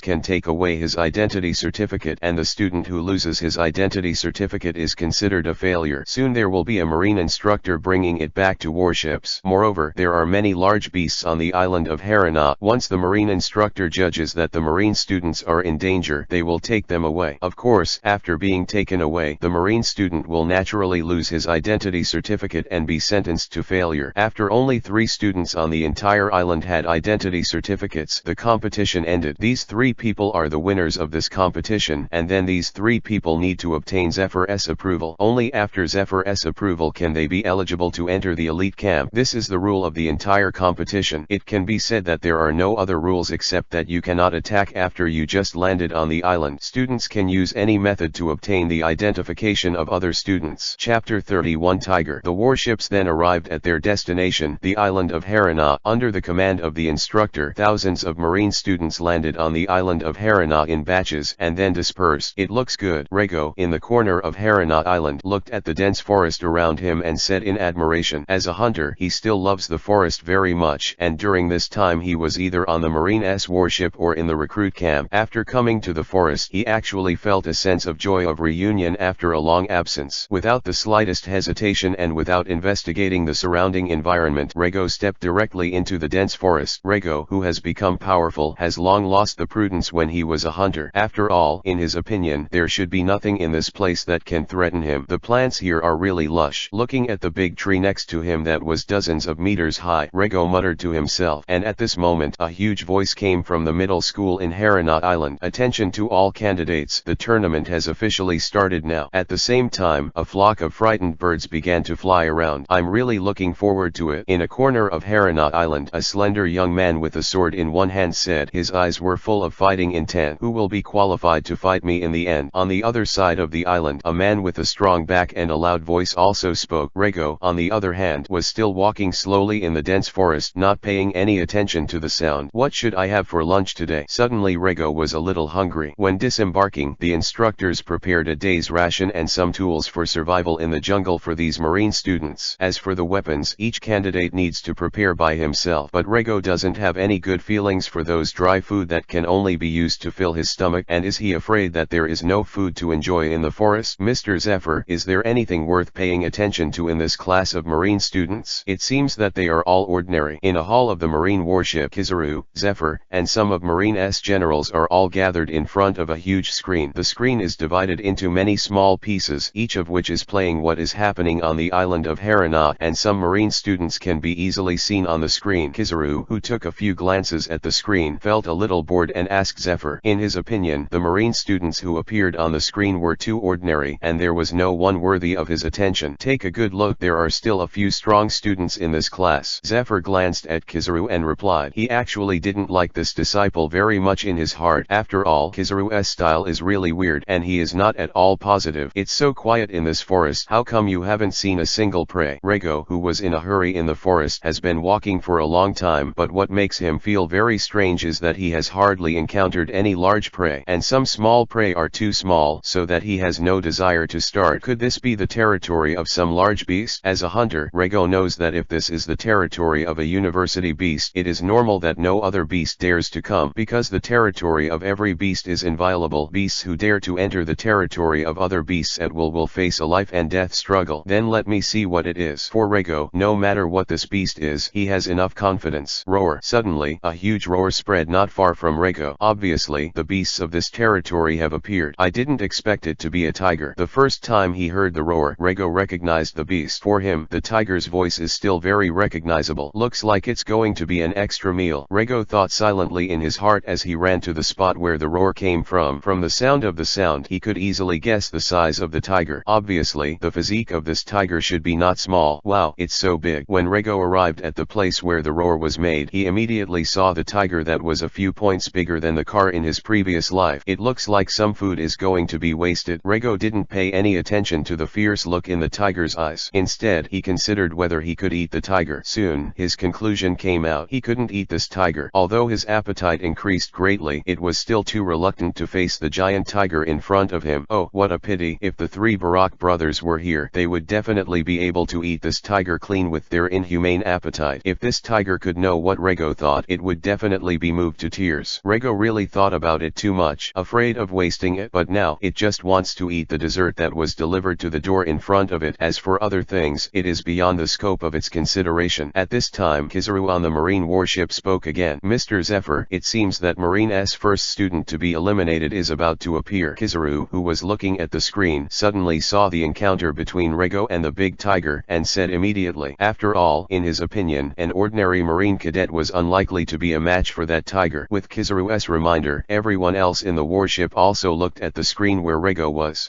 Zephyr didn't expect Kizaru to point out that the man who was about to be out was Rego. That's not necessarily true. For Rego's strength, Zephyr still did not fully see through, but out of his understanding of Garb, he believed that Rego would not be as simple as it seemed. Why, Mr. Zephyr is optimistic about him. Could he be one of the seeds of this tournament? Kizaru spoke again after hearing Zephyr's words. After all, in his opinion, the ordinary students of the recruit camp are absolutely impossible to be the opponents of the tiger, and only those students of the elite camp may be able to defeat it. No, I don't know much about his strength, but he was recommended by Garp Vice Admiral to join the recruit camp some time ago. I believe his strength should not be that simple. Zephyr said that he is also very interested in the students that his old partner Garp is optimistic about. After all, Garp's vision is not ordinary. Chapter 32 Rego's Shave. It was actually recommended by Garp Vice Admiral, so I'll have to take a good look at it. After hearing Zephyr say that Rego was the one recommended by Garp Vice Admiral, even Kizaru froze for a moment before speaking. After all, Garp, who has the title of Marine Hero, has stronger influence than Admiral. For a large part of Marine, Garp is the spokesperson of Marine in their hearts. The Marine generals who followed behind Kizaru and Zephyr were also very surprised. No although Marine generals doubted Garp Vice Admiral's strength. After all, Garp is the only Marine Vice Admiral in Marine who can chase One Piece/King of Pirates Gold Roger everywhere, and even refuse to be promoted to Admiral. There's no doubt that Garp is a stalwart in Marine, even though his rank is only Vice Admiral. Rego, who was facing the tiger, naturally wouldn't know about the discussion in the Marine warship just now. Of course, even if Rego knew about him, he wouldn't care too much. His strength was not simple. Little tiger, come here, uncle will give you a lollipop. Facing the tiger not far away, Rego stretched out his middle finger and opened his mouth to tease. Rego still has a relatively clear understanding of his own strength. Even though this tiger's physique is very large, it is not enough to scare him, so he naturally doesn't care too much. In his eyes, this tiger is just his lunch. I don't know why, in this world, the stronger the strength of the beast, the bigger the body, the more delicious the flesh will be. There is no doubt that the meat quality of this tiger should not be bad. This kid. The Marine generals who were staring at Rego in the warship also laughed when they saw Rego molesting the tiger. Even a serious soldier like Zephyr couldn't help but say. At the same time, Rego's action also made the generals in the warship feel at ease. If Rego had no strength, how could he deliberately provoke the tiger? Although the tiger didn't understand the meaning of Rego's gesture, as the king of the forest, it felt insulted and suddenly became furious, and then charged towards Rego with its big mouth open. In the face of the tiger's attack, Rego didn't show any panic. With the movement of Vivi under his feet, Rego seemed to disappear. When he reappeared, Rego had already reached the top of the tiger's head and then kicked it out. The huge tiger had no resistance under this kick and was kicked directly into the distance, breaking several trees on the road. Big tree. It was Rego's move that surprised the generals on the entire Marine warship. Is this a shave? As Marine Admiral Kizaru's eyesight is naturally not comparable to ordinary people. At the moment when Rego disappeared, Kizaru judged the fighting technique used by Rego. In Kizaru's view, only shaving can achieve this effect. No, it's just a semi-finished product. He should have imitated it himself after shaving someone else's. Different from Kizaru, whose strength comes from devil fruit, and Zephyr, whose fighting power is all on fighting technique and haki familiarity with Marine Rokushiki. Even the entire Marine, few people can compare. When he saw the moment when Rego disappeared, he also thought that Rego was using the shaved in Marine Rokushiki, but after careful identification, he also rejected this view. It can be seen from some of Rego's subtle movements that Rego's shaving must have been researched by himself, and no one else has taught him. Every Marine who has learned to shave will be very clear about some points of shaving, but it can be seen from Rego's actions that he doesn't know much about these points, and even the shaving he performs has some parts with Marine Rokushiki's shaving completely different. Based on these, it can be concluded that no one has taught Rego to shave, and Rego's shaving is imitated by himself. You can imitate Marine Rokushiki's shave for the most part just by playing against other people. The person Garp recommends is really unusual. Zephyr spoke again, with affirmation in his voice, which was an affirmation of Rego's strength and potential, and this time Zephyr's words made the others in the warship extremely surprised. As Marine's generals, they were naturally very familiar with Marine Rokushiki. It is precisely because of their familiarity with Marine Rokushiki that they know how difficult it is for a student to imitate Marine Rokushiki and use the shaving that has been used in battle. The reason why Marine Rokushiki is not taught in Marine recruit camp is that Marine Rokushiki's requirements for physical fitness are too high, and ordinary Marine recruit camp students simply cannot meet the standard and cannot learn. But there is no doubt about the importance of Marine Rokushiki to Marine. As long as a Marine can master Marine Rokushiki proficiently, then he has the strength to become a Marine colonel, and once he can awaken haki of armament and observation haki, then he has the qualification to become Marine Rear Admiral. Looks like there's a monster in our Marine too. After hearing Zephyr's words, Kizaru said, and the other monster was Rob Lucci of CP9, a secret intelligence agency directly under the world government, and Rob Lucci is known as the strongest CP9 in 800 years. Kizaru knew that with this shaved hand, there would definitely be a place for Rego in the top 3 of this competition. On Rego's side, after kicking the tiger away, Rego did not stop but appeared next to the tiger again, grabbing one of the tiger's paws with both hands. Bang! Rego, who grabbed the tiger's claws with both hands, did not wait and threw the tiger in front of him, and the tiger, who had just come over from Rego's kick, had no resistance and was thrown into a mess again. However, this is just the beginning. Bang, bang, bang, bang, bang, bang. After a series of beatings, the tiger fell directly and never got up again. Looks ready for a fire. Looking at the dead tiger, Rego said. At this time, the Marine generals who were watching Rego were also stunned by Rego's actions. No one could have imagined that Rego ended the battle like this. Could he be born with divine power? Otherwise, how could he have such great power at his age? A Marine vice Vice Admiral spoke up, apparently stunned by Rigo's violence. Yeah, obviously his body doesn't look strong at all. Another Marine Vice Admiral spoke up. At this moment, Rigo's action once again surprised Marine General in the warship. When General Marine was talking, Rigo had already started the fire, and the tiger had been dealt with by him. After a long tree was broken by Rigo, the tiger was strung together. Rigo is about to start roasting. Is he going to attract the beasts of the whole island? Looking at Rigo's actions, some instructors couldn't help but say, "You must know that barbecue is extremely attractive to the beasts in the forest, and Rigo's behavior is bound to attract a large number of beasts." Chapter 33 Beast Tide. When leaving the warship, each Marine recruit battalion cadet can receive a day's ration to ensure that they can last on the island for a day. Of course, if they can save some food, they may last for 3 or 4 days, but this is not a good way. After all, there are dangers on this island at any time. In the event of an accident, sufficient physical strength is one of the keys to ensuring their survival. Therefore, every student needs to be prepared to obtain food. The competition cannot end in a short period of time. The problem of food is a problem that every student will face. Generally speaking, students have two choices. One is to go to other students on the first day and snatch the rations they have not eaten so as to accumulate enough rations. The other is to hunt and survive by grabbing the prey. However, in order not to attract other beasts, the prey that the students hunted cannot be processed, because on the island of Haranat, where wild animals are very dense, if the students dare to light a fire and barbecue casually, they will definitely attract a large group of wild animals. This kind of behavior is simply killing them. Therefore, most students choose to eat raw. It can be said that training the endurance of the students is also a purpose of the competition. After all, when a Marine is performing tasks around the world, any situation may be encountered. At this time, the role of the endurance of the students will be revealed. It's just that for Rigo, he is not afraid of being attacked by beasts. No matter how many beasts come, it is impossible for him to have much impact. As for whether it will affect other people, then I don't care about Rigo. Looks like I'm going to be busy. After seeing Rigo's action, Kizaru said he knew that once Rigo's barbecue smell was released, it would inevitably cause a large number of beasts to gather towards Rigo's position, and during this period the students who encountered these beasts were expected to be in danger. It smells so good. Rigo looked at the meat that had started dripping oil in front of him, swallowed and said, after he knew that the tournament of the Marine recruit camp was ahead of schedule, he started to prepare some seasonings so that he could eat delicious food here, and the wonderful smell emanating from this piece of meat was telling him that he was doing well. At the same time, as the aroma of barbecued meat scattered, some beasts began to gather in Rigo's direction. This is what happened. A Marine recruit battalion student hiding in a tree said in horror as he looked at the beasts that gathered from all around and went in one direction, and some Marine generals who were originally watching from the warship also left the warship one after another and went in the direction of Rigo. It can be clearly seen from the screen that some Marine students have begun to encounter danger, and they need to save people. Kizaru and Zephyr were still standing there, not even thinking of leaving. After all, the two of them are the highest ranking people on this warship, and when other Marine generals can handle it, it is not their turn to take action. And now Rigo, who is in the focus, doesn't show any signs of the surrounding movement and is still barbecuing in an orderly manner. Not bad. Seeing Rigo's behavior, Zephyr praised. True strength is not just physical strength but also mental strength is very important. If there is no such courage, even if the strength is strong, it will be difficult to exert it. It seems almost there. Looking at the barbecued meat dripping oil down, Rigo muttered to himself, it's just that there are still some troubles to deal with. Rigo was naturally aware of the beasts that gradually gathered. He naturally had to deal with these troubles before eating, otherwise it would affect his mood to eat. Shave. Vivi moved under Rigo's feet and the whole figure disappeared. When he appeared again, he was already in front of a huge black bear and then kicked it out. Under Rigo's attack, the black bear had no resistance and was kicked away directly. Reg did not pause, immediately followed, and before the black bear landed, he made another kick and went back and forth like this until after kicking the black bear 100 meters away, Rigo changed direction again. Rigo didn't have much ill will about the beast that disturbed his meal, but he didn't have any kindness either. He just wanted to disperse these beasts, and he wouldn't deliberately kill him. Of course, if he couldn't hold his feet, he wouldn't be blamed for his death. In this way, Regal dispersed all the beasts around him. Okay, it's time to eat. With that said, Rigo took out a short knife from his body and began to cut the meat from the huge barbecue. It's just that Rigo didn't know how much impact his actions had caused. After Rigo kicked the beasts that were too close to him, these beasts began to flee frantically and at the same time drove other beasts to run aimlessly. Most of the wild beasts had no idea what was going on, but led by other beasts, they made the same choice. This is the expressions of Zephyr and Kizaru, who who were watching the screen peacefully on the warship, also changed for a while. None of them thought that the escape of beasts would actually cause such a large-scale beast tide. Through the screen, they found that beast tides also occurred in places far away from Rego. What a hassle. Looks like I can't sit here and watch, so Mr. Zephyr, I'll leave first. Saying that, Kizaru disappeared instantly. That kid can really get into trouble. Looking at Kizaru disappearing in front of him, Zephyr no longer hesitated, and now he also needs to go out to save people. The recruits who participated in the competition here were all cultivated by Marine. If too many people were damaged here, Zephyr would not tolerate it anyway. And Rego, the protagonist of this incident, had no idea what was going on outside. After filling his stomach, he found a suitable tree and lay on it. Sure enough, people can feel the beauty of life only after they have had enough to eat and drink. Rego lying on the tree had Vivi's sleepiness. It was so comfortable. Rego has already thought about it. He can eat and sleep well during the few days on the island. As for the work of weeding out other people, there will naturally be people who are eager to do it. Don't have to worry about him at all. What he didn't know was that under his indirect influence, many students had already been eliminated, and this number was unmatched by other students anyway. Chapter 34 Monet. A few hours later. Oh, it's finally over. Kizaru, who was floating above the island of Harana, looked at the beast tide that had subsided and heaved a sigh of relief. During these few hours, he kept going back and forth between the ship and the island, rescuing the marine students who were about to die in the mouth of the beast. Like a firefighter, it's almost like a war. Kizaru disappeared after stretching, and the next time he appeared, he was already on the boat. It seems that this tournament will not last too long. Zephyr, who had already returned to the cabin, said after seeing Kizaru come in. In just a few hours, nearly half of the marine students who landed on the island were eliminated, which was simply unimaginable in the past. Really, it looks like my vacation can be extended for a few more days. After hearing Zephyr's words, Kizaru spoke. Originally, Kizaru could take a vacation after finishing the previous mission. However, due to the advance of the tournament and the selection in the dangerous area of Harana Island, Kizaru accepted the task only after the strong request of Zephyr and Sengoku. Let me see what the kid who gave us so much trouble is doing now. After standing in the cabin, Kizaru focused his attention on Rego again. After this incident, he became somewhat interested in this marine recruit. It's really peaceful. Looking at Rego, who fell asleep leaning against the tree, Kizaru said with a hint of sarcasm in his voice, I don't know if I'm mocking myself or Rego. It was obviously the trouble that Rego caused himself, but they needed a lot of effort to deal with the aftermath. Later, it was really sweet to see that the victim was eating, drinking, and sleeping. No matter who, there will be some complaints in their hearts. And Rego, who was sleeping comfortably, naturally couldn't imagine that because of some of his actions, he had already been written down by Admiral Kizaru in his small notebook. On the other side of the island, a sword-wielding man with black hair and black eyes walked slowly towards the forest. There were already dozens of people who were eliminated from his hands. Apart from Rego, he should be number one. Is there really no one who can fight for a fight? He, who had just withdrawn the sword from a student's throat, sighed faintly. Among the dozens of people he had just met, no one could catch his sword. This Monet's strength is also very good, and he should also have a place in this elite camp. Pointing to the black-haired and black-eyed sword-wielding man on the screen, Zephyr said, unlike Rego, Monet's reputation has long been heard in Marine's recruit camp, and even Zephyr has heard of him several times. After all, when he was in the recruit camp, Monet loved to challenge others, and even once he challenged the students of the elite camp. He was really a swordsman. Of course, it is precisely because of his obsession with swords that his strength has grown rapidly, and he is considered a legend in the recruit camp. Just don't know who is stronger than him or Rego. Zephyr can still see Monet's strength more clearly, but Rego is different. Rego didn't seem to show anything other than the shave he figured out when he fought the tiger. It is for this reason that Zephyr is still not sure about Rego's strength, but if Rego's strength is really only what he shows, he is not necessarily Monet's opponent just by shaving. After all, Monet's talent on the sword is the strongest in the Marine Recruit Battalion for many years, and no one can compare to him. But Marine Rokushiki is different. Some trainees who are trained by instructor can learn Rokushiki during the recruitment camp as long as their physical fitness is strong enough. It was a good sleep. Suddenly, Rego woke up from his sleep, stretched out and said. The comfortable expression on his face seemed to have no regard for the ongoing tournament, as if he had come to Harana for a vacation. This kid. After seeing Rego's action, Zephyr in front of the screen said with a smile. He was very satisfied with Rego, who was about to become his disciple, even though Rego seemed very lazy sometimes. Looks like I'm going to find something to do. Rego, who looked at the sky for a while, said helplessly. He really is not a person who can relax. He just felt a little bored after just relaxing. My big stick is already hungry and thirsty. With that said, Rego took his baseball bat in his his hand. For fear of being suspected by others, Rego tied the stick around his waist from the moment he got on the boat. After all, Rego is not a devil fruit person, and if something beyond common sense happens to him, it will cause trouble. If the stick appeared in his hand for no reason, he would have no way of explaining it. He can't tell others that he has a system. Looks like I'll have to find some trainees. Because of the huge gap in strength, Rego was not planning to earn SAP points from these students. But the island was much more boring than he thought, and he was ready to attack these students. After all, something is better than nothing. I should let them know what the true meaning of life is. In the half-month that Rego was on the Garp ship, he made Moro deeply realize the true meaning of life. It is precisely because of this that Moro is afraid of Rego's stick, which is a pain that ordinary people can't understand at all. And now, the students of the recruit camp also have this opportunity. Brothers of the recruit camp, I envy you so much to meet such a kind me at a young age and share the true meaning of life with you. Rego thought happily while walking. The smile on his face could not be hidden. He is this. The marine instructors in the cabin all felt a chill after seeing the strange smile on Rego's face, and the students of the recruit camp who are still struggling on Haranat Island obviously would not have thought that they, who were not eliminated in the beast swarm, would actually gain the favor of a demon. Is this the harder you work, the luckier you get? Yes, they were really lucky to meet me, Rego said. In order to prevent the unconscious student from being eaten by the beast, Rego hung the student who was knocked unconscious by him on the branch of a big tree. It's really a blessing for you to meet me, otherwise you'll all be taken away by wolves. Rego looked at the student he was hanging on the tree and said so. Chapter 35 Black Bear Fruit. Blessed jerk. If he hadn't been knocked unconscious, the marine student would have spit on his face. It can be said that this marine student had never seen such a brazen person. I was carried away by the wolf. If you hadn't knocked me out, could the wolf have carried me away? However, according to the strength of Rego's attack, it should be impossible for him to wake up in a short time. By the way, it seems that due to Rego's too fast attack speed, he was knocked unconscious without even seeing Rego's face. What a troublesome kid. When he saw Rego hanging the knocked out marine student on a branch, Kizaru said with a hint of jest in his tone, "Go in person and bring that student back." Zephyr didn't say anything about Rego's actions this time. He just asked the instructor to bring back the students who were hung up by Rego. After all, even if a trainee is hung from a tree, it is not necessarily guaranteed absolute safety. In the forest of Haranat Island, there is almost no absolute safety. You can only rely on your strength. Afterwards, Rego picked another direction and started walking forward at will. Of course, none of the marine students he encountered escaped his magic wand. 1, 2, 3. Rego seems to be getting farther and farther on the way to hang people. As long as the students who are knocked unconscious by him, he will hang them on the tree and then continue going. Invincible is really lonely. After hanging a student on a tree, Leiji sighed faintly. The aura emanating from his body is a lonely aura that ordinary people cannot understand. This. In the cabin of the marine warship, after seeing Rego's expression, the group of marine generals gathered together took a breath. They felt that their marine recruit battalion seemed to have something serious infiltrated, and at this time, a battle was about to begin in a forest on the island of Haranat. Two people who had some grudges met on the island of Haranat. One of them, Rego knew, was the big brother who asked him for Garp's autograph in the cafeteria. Buttalen. God is really helping me, Buttalen. I didn't expect to meet you in this situation. The man who spoke had a strong back, dark complexion, and a physique similar to that of Buttalen. There was a strange smile on his face as he spoke. When Buletin Duolun, who was on the side, saw this man, the simple expression that had been hanging on his face for a long time also disappeared in an instant. It was replaced by a look of resentment. If there are recruit camp students who are familiar with the two of them in this place, he must be curious about what the dark-skinned man did to make Buletin Duolun, who has a very simple personality, become so angry after seeing him. Clyde, kill me. Buletin Duolun didn't seem to have any idea of reminiscing with the man in front of him, so he rushed forward. You're still just as impatient, Buttalen. Looking at Buttalen, who was rushing over, Clyde was not surprised at all, as if he had expected it. He also rushed up, but what is shocking is that in just one confrontation, Clyde was beaten and flew out and stopped after breaking a few big trees. I thought I could see a close fight. It's boring. After seeing Clyde being kicked away with a punch, Kizaru said, this kind of fighting is really too low level in his opinion. It's like playing a house. Ahem. I have to say, you've made great progress, Buttalen. Clyde stood up again, as if the blow just now had no effect on him. It's just that you're done here. Although he was punched away by Buletin Duolun during the confrontation, it did not affect the man's self-confidence at all. From the expression on his face, it can be seen that he has already won the battle. You Buttalen has long been ignored by me. My goal now is to enter the recruit camp. Suddenly, the man roared loudly and then charged towards Buletin Duolun. Bang. bang. The same two punches intersect. This time the result is different. Clyde did not fly out as he was beaten last time, but stood firmly in place. This time it was Buttelen who was beaten and flew out. This is Zephyr, who was in front of the screen, naturally also noticed the battle. When Brad and Buttelen were fighting, he saw a circle of black hairs on Brad's hands. It should be just a normal Zoan devil fruit. It's not that rare. Kizaru opened his mouth and said that in terms of understanding of devil fruits, he is much better than Zephyr, who relies purely on the fighting technique. For an ordinary Zoan devil fruit, as Marine Admiral, he really doesn't look down on him. After all, Zoan devil fruit's abilities are still too ordinary. I don't think so. Looking at Buletin Duolun, who was kicked away by himself, Clyde said, his voice full of self-satisfaction. 3 months ago, I got this devil fruit, the Zoan black bear fruit. It is because of this fruit that my goal now is to enter the Marine recruit camp. Buttelen and Clyde have always been enemies in the recruit camp, but because Buttelen is stronger, Clyde has never taken advantage of it. But after he got this devil fruit by chance, he no longer regarded Buletin Duolun as an opponent, and he went to the elite camp where the strong were like clouds. Only there is his stage for Clyde. Buletin Duolun stood up with a trace of blood on the corner of his mouth, and the punch just now seriously injured him. It has to be said that the Zoan devil fruit is extremely terrifying to enhance the physical fitness of the eater. With only partial body changes, Clyde could defeat Buttelen, who was originally stronger than himself, with just one blow. Buttelen, you remember me? Bang. At this moment, Rego appeared. No miracle happened. Under Rego's stick, even Clyde, who ate the devil fruit, couldn't survive a stick.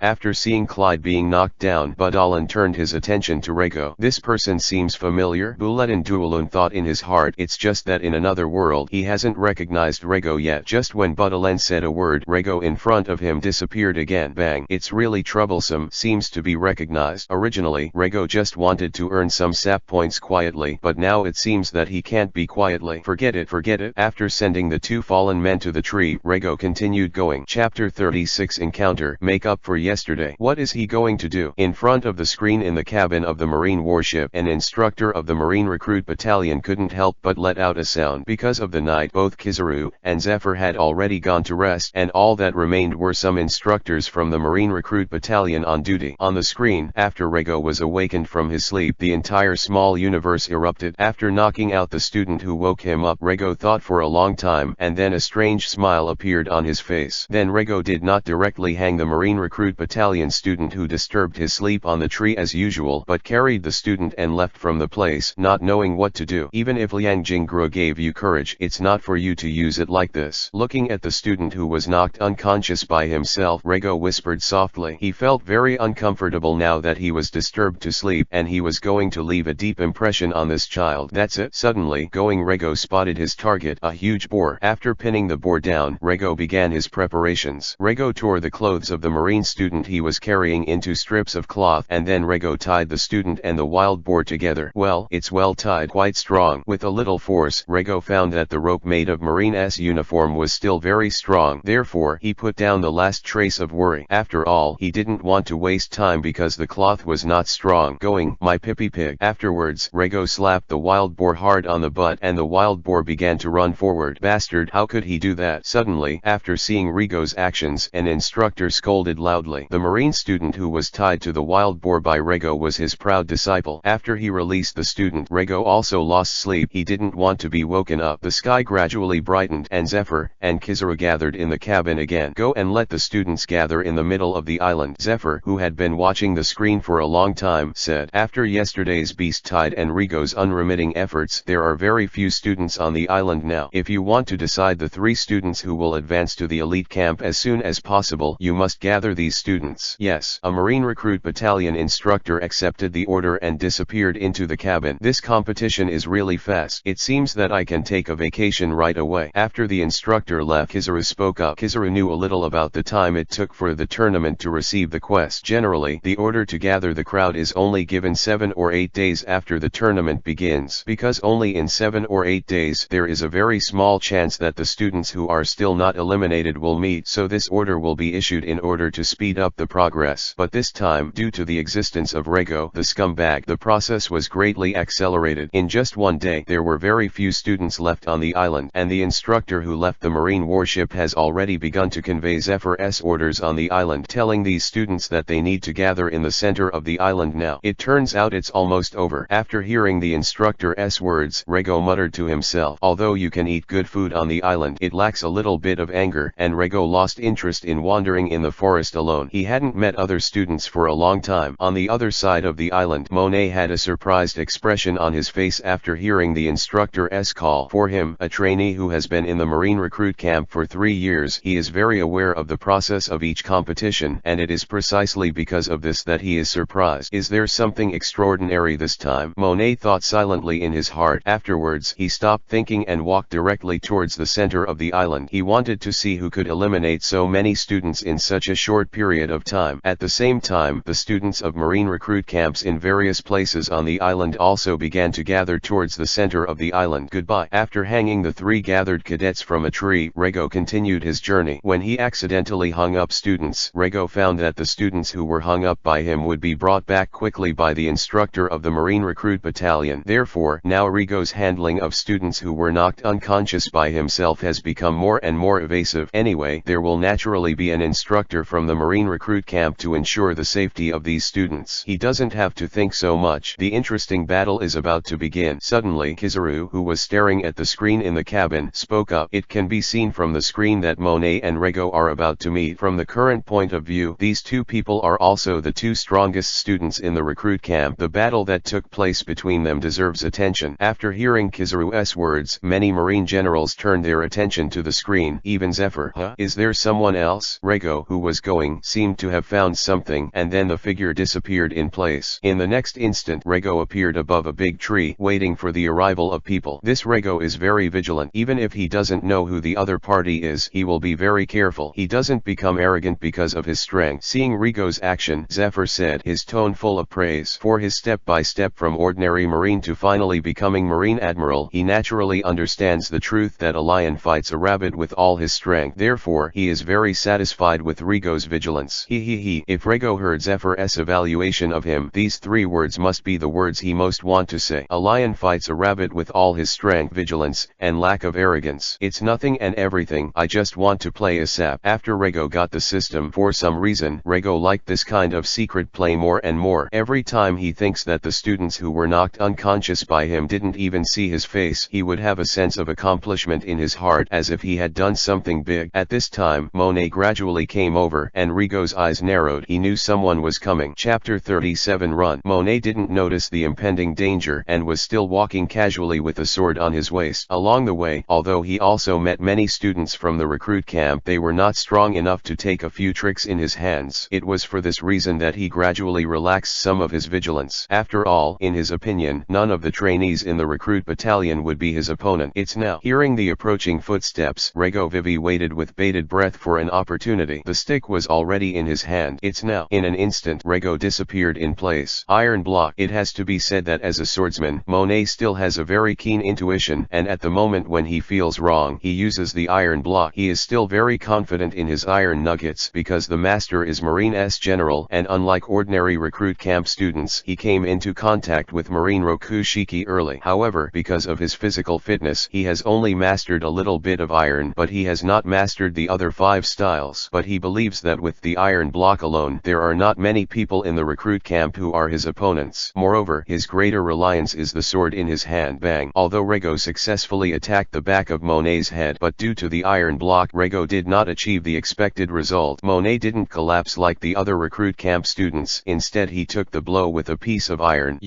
Seeing Rego appearing in front of him, Monet said, wanting to say something, but as soon as 2 words popped out of his mouth, he couldn't bear it any longer. Snot and tears came out together. It was so painful. At that moment, he seemed to see heaven and saw his mother waving at him. If Moruo was here, he would definitely want to hug Monet and cry fiercely. This is the real brother. It is difficult to be the same. Finally, someone could feel his pain. In the half-month after Rego got on the ship, he really felt the despair of life. During the last few days on the ship, Moro gave up his resistance and let Rego knock him unconscious with a sap. At the moment of being knocked out, you can even see a trace of a happy smile on his face. Compared with the awake people, those who fainted are the real lucky ones. After all, they don't have to feel the pain.